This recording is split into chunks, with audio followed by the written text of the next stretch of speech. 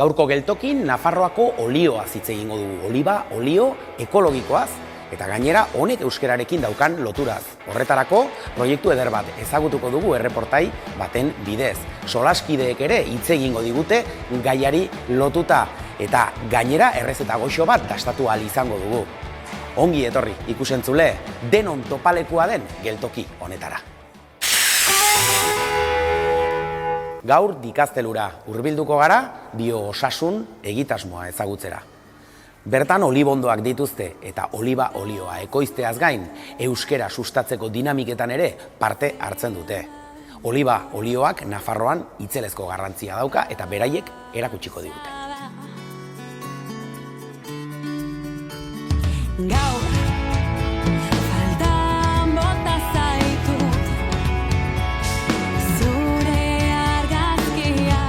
Biosasun orain dela 20 urte sortu zen, 22 urte. Eta zergatik sortu zen biosasun? Bueno, pues, nahi genuelako atera olibondotik produktu batzuk. Hasieran, orain dela ia 40 urte, hasi ginen landatzen eta zaintzen ekologikoki gure olibondoak.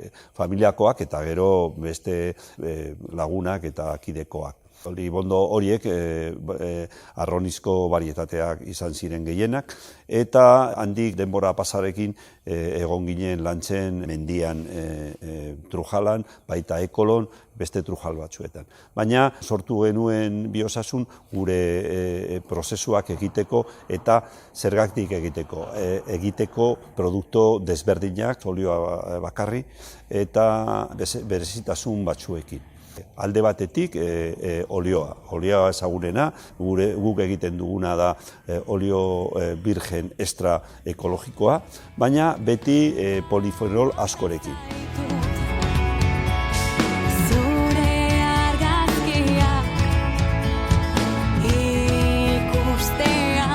Proiektu batean gaude beste entrepresa eta unibertsitateekin, proiektu hori deitzen dela Prometea, eta aterako ditugu produktu sanitario bat, ulzerak tentzeko. Ulzerak posturalak, baita oinezkoak eta horiek tentzeko.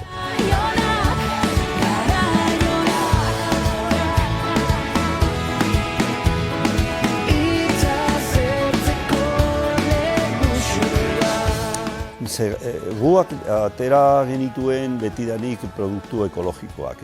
Ez ditugu ateratzen beste produktu horiek. Gure ADN dagoelako eta betidanik hasi ginen lantzen produktu horiek.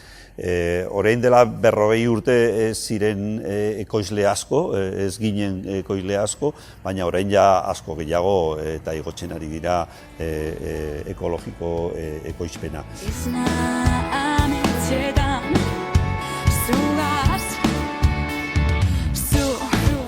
Bai, olioa, gu olioa egiteko hartzen ditugu olibak, eta lehenengo partea izan da garbitzeaz, aukeratzea oliba onak, eta egun berberan egiten dugu, jasotzen ditugu olibak, eta egun berberan egiten dugu olioa. Olioa egiteko sartzen dugu errota batean olibak, eta errotatik pasatzen dugu pasta batidora batetara. Handik injektatzen dugu urarekin zentrifuga batean, eta handik ateratzen ditugu hiru produktuak. Alde batetik olioa, beste aldetik hezurrak, zatiturik, eta beste aldetik oliba ura. Hori da gu aprobetxatzen duguna, oliba ur hori, ateratzeko produktu berria.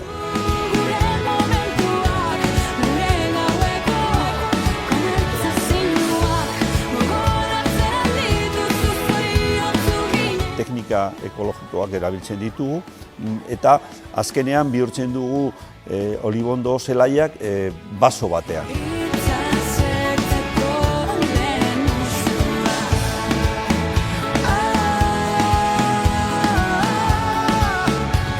Bai, orain dela Ez dakit, ja, 10 urte beteko ditugu aurten, hasi ginen lan egiten beste ekoizle ekologiko batzuekin, produktu batzuk eta ateratzeko merkatura elkarrekin. Horretarako sortu zen Errigora, Errigora batzen ditu produktu batzuk, ekoizle ekologiko, eta batzuk ez ekologikoak, baina euskararekin konprometitu entrepresa batzuekin, eta guztion artean prestatzen ditugu saskiak eta eskaintzak, lehenengo ikastoletan, baina gero jende guztientzat, saskiak eta eskaintzak produktu beti onarekin. Beste gauza bat ekologika edo ekologiko arloan ibiltzeko, euskara bultzatzeko baita, eta beste aldetik auzolan egiten dugu guztion artean. Hori da elkartea, eta elkartearen barruan 11 edo 15 enpresa gaude lantzen elkarrekin eta komerzializatzeko elkarrekin produktua.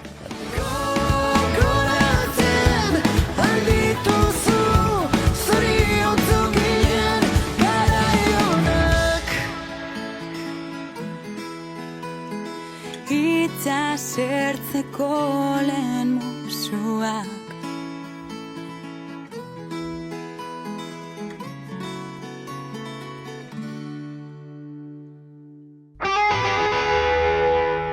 Kaixo ikusentzule eta ongi etorri gaurko geltoki saiora.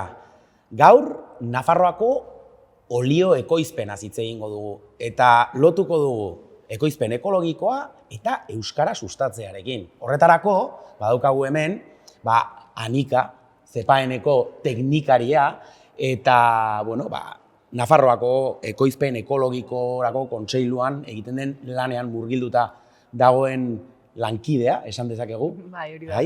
Hemen daukagu Katrin Ginea, bera da hemen geltokiko koordinatzaile nagusia, eta hemen ere elikagaien kontsumoa ematen den neurrian olioak tokia edukiko du, ezta? Eta noski, baizu eskun, Errigorako kidea eta Errigorako zazki bat zabaltzen dugunean faltako ez den produktua olioa. Eskerrik asko etortzeagatik, eta Nafarroako olioaz hitz egiteko, hemen ez diot inori zuzenean galdera botako, hartu dezala nahi duenak hasieratik, baino esan dezakegu olioa bereziki garrantzitsua den elikagai bat dela. Nietzako lehentasunezko edo premiazko elikagai bat da, eta gainera bere propietateak izango dituena, ez? Baina gero bestetik ikusten duena da lurrari loturiko zerbait, ez? Nafarroari loturiko zerbait, bere barietatekin, eta niz eta ez bere barietate izan, beste barietate batzuk ondo etortzen dienak zera gure lurraldean. Eta historia da horre, guretzako edo Errigorarentzako lotzea, lurra, olioa eta gero gure hizkuntza izan dela aurrera pausu bat, ez? Zergatik kontsumitu behar dugu Jaengo zera olio bat edo ezakin non olio bat baldin badaukagu hemen, ez?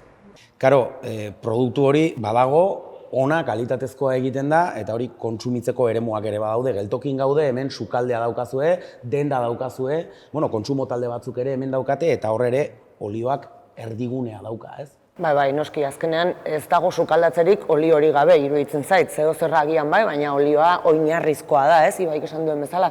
Eta guretzako, beste produktu guztiak bezala oso garrantzitsua da, bertako produktuekin lan egitea, ekoizle txikiekin saiatzen gara lan egiten, eta gure sukaldariek bertako olioarekin egiten dute lan, eta esan bezala, gure dendan, bertako olioak bakarrik aurkitzen aldira. Guk hemen Nafarroako olioak saltzen ditugu besterik ez.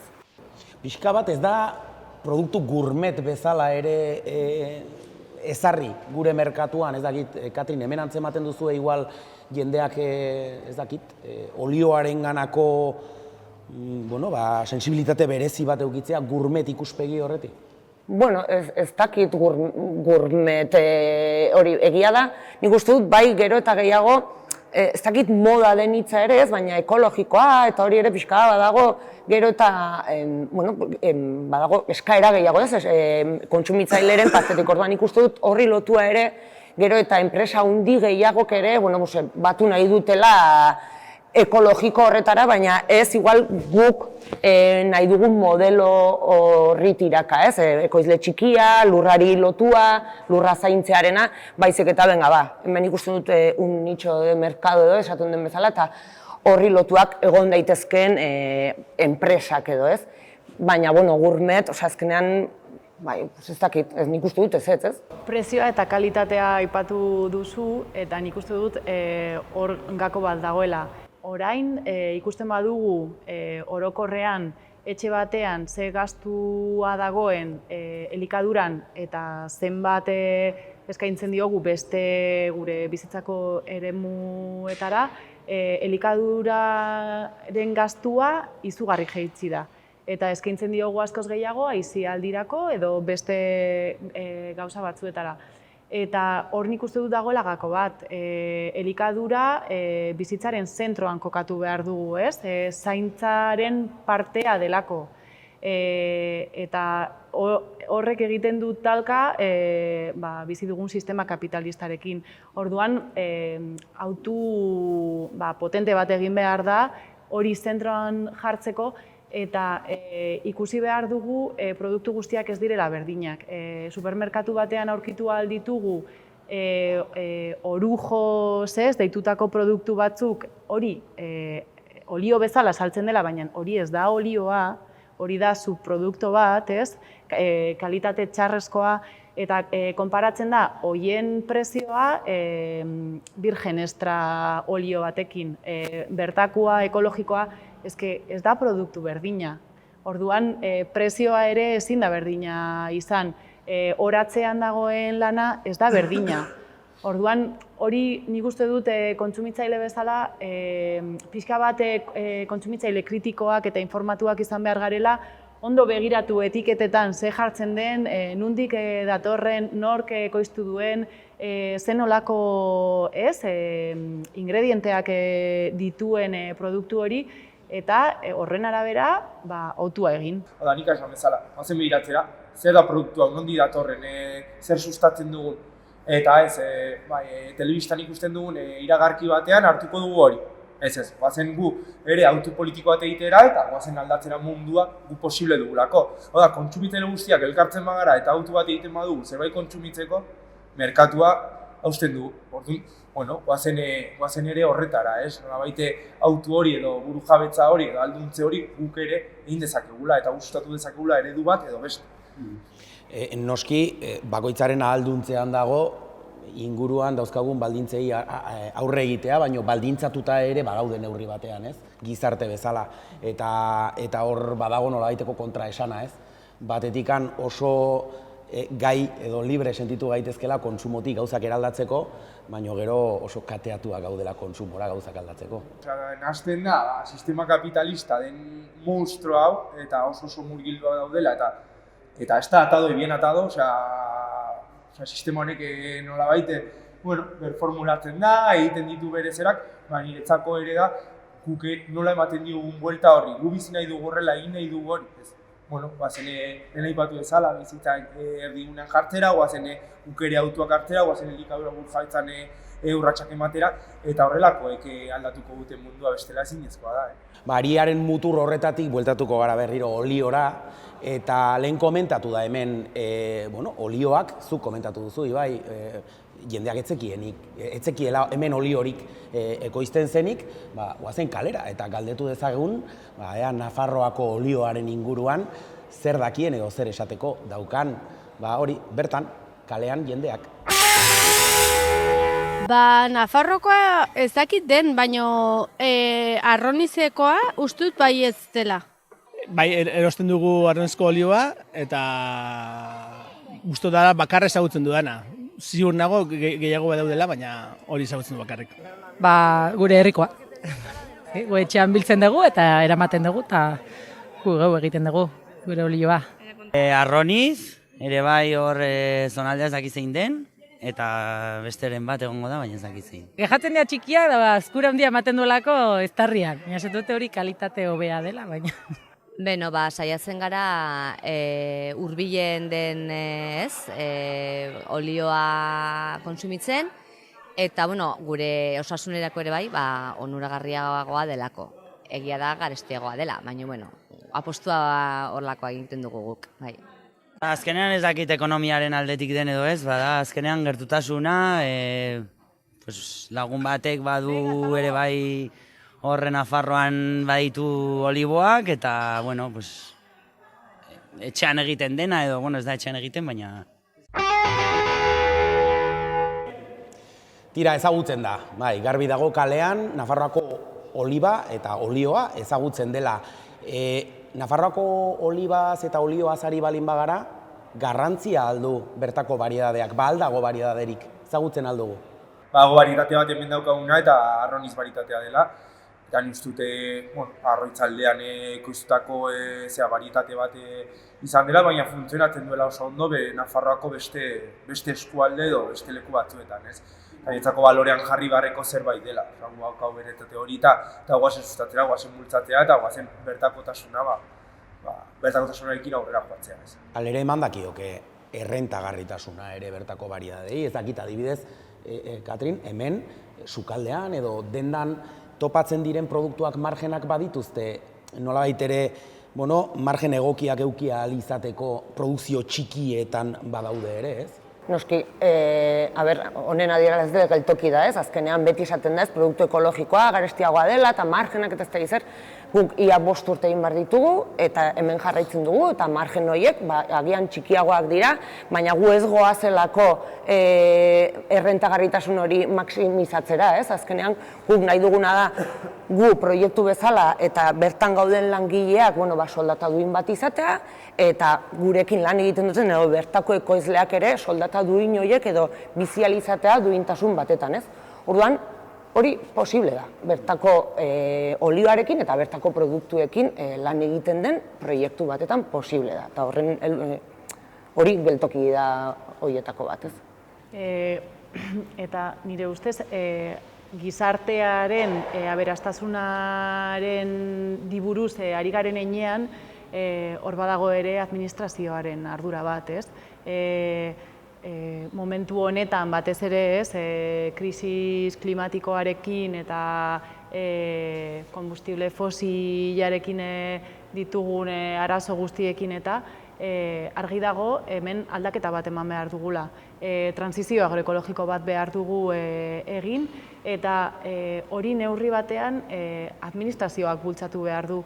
Administrazioak kudeatzen dituelako diru publikoa, eta diru publiko horrek erabili beharko genuke hori martxan jartzeko. Eta momentu honetan autu hori ez da egiten. Oliba olioaren beste harimutur bat, interesgarria, zer deritzo zuen. Zuk bereziki Anika lan egin duzu Ipar Euskal Herrian.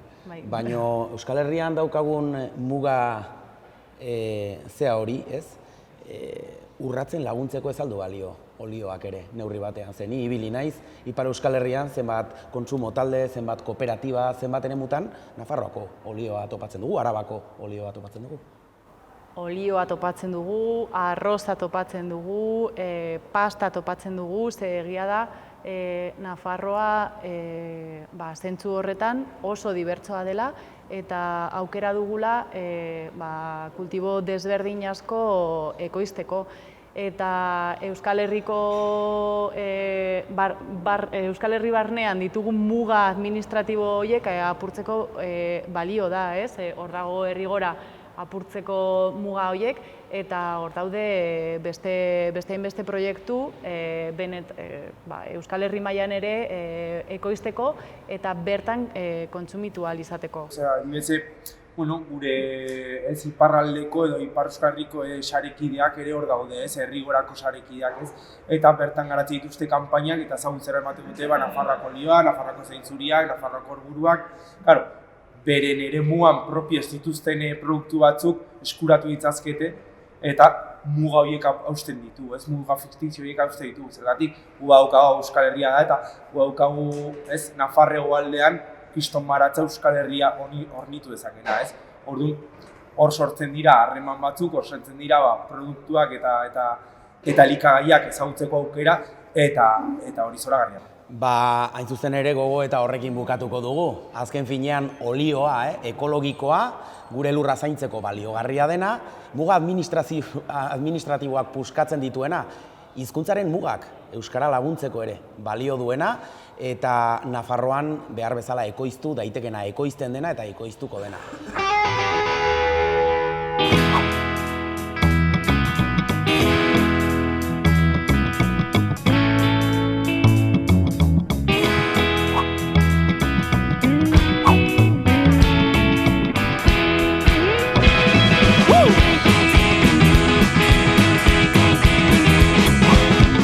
Bale, egin behar dugu errezeta bat, probesteko makailu bat saltzan egin duguna piper batzukin, pikillo batzukin, porru patata bat makailoarekin, hasiko gara porru patatarekin. Horretarako egin behar dugu sofrito bat, tipula eta azenarioarekin.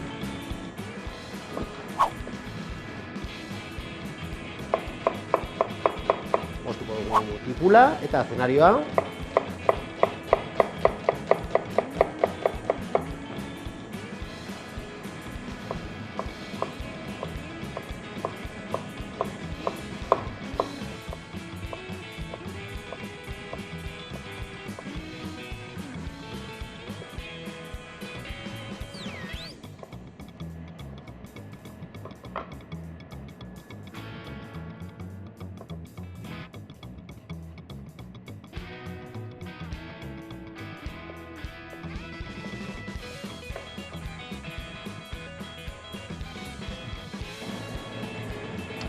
Oso, non? Behin ja barazkiak moztuta, egingo dugu sofritoa, horretarako botako ditugu lapiko batean.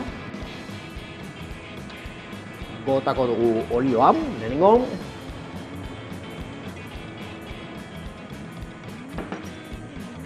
Eta hasiko gara sofritoarekin.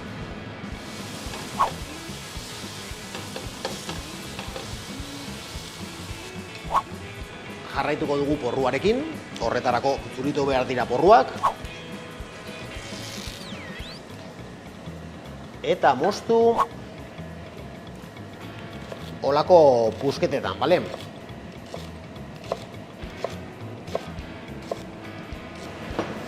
Orain garbituko ditugu.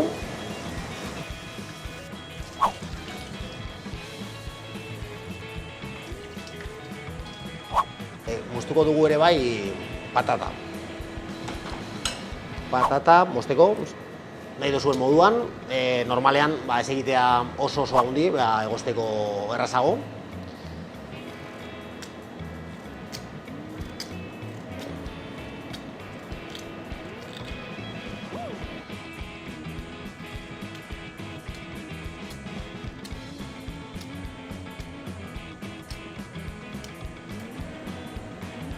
Eta porrua eta patata prest dugunean, sofritoak beharko ditu 5 minutu edo egiteko, eta ja gehitzen ditugu ja patatak eta porruak, eta minutu bat erregozi, eta gero ura bota eta egozi.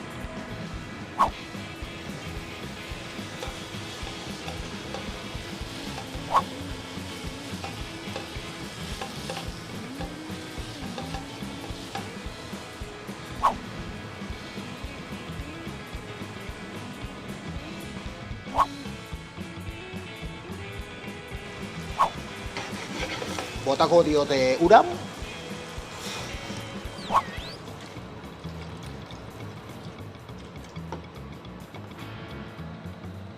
Eta itxoin behar dugu ordu erdiz, gutxi gora bera, ja, patata eta porrua bigundu arte, eta ja, horrea prest egongo lirateke, bale?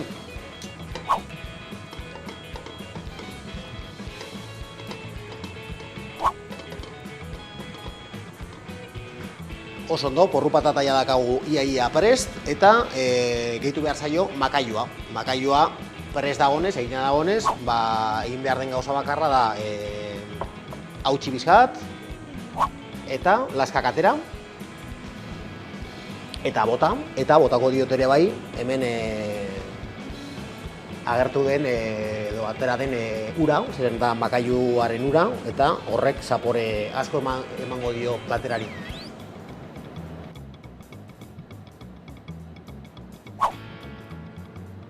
Hortxe salda, eta botako diot lapikoari. Ikusten duzunez, porru patata ja prest dago, ja patata eta porrua biak bigun daude. Patatak loditu dugu salda, eta ja, falta den gauza bakarra da bakaioa botatzea.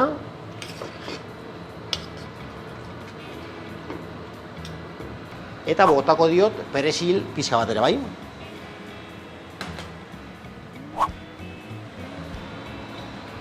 Bueno, gure porru patata makaioarekin prest dago eta falta seguna da enplatatzea bakarrik. Hartuko dugu platertxo bat. Lapikoa. Eta jarriko dugu plater bat.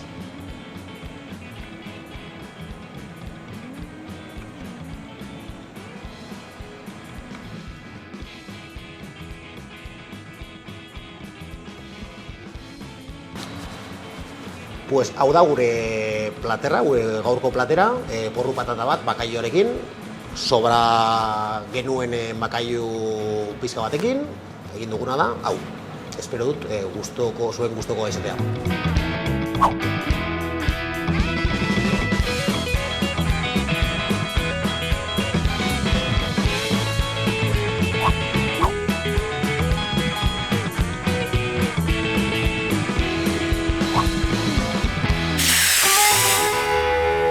Oliba olioa denon etxeetan oinarrizko elikagai bat da.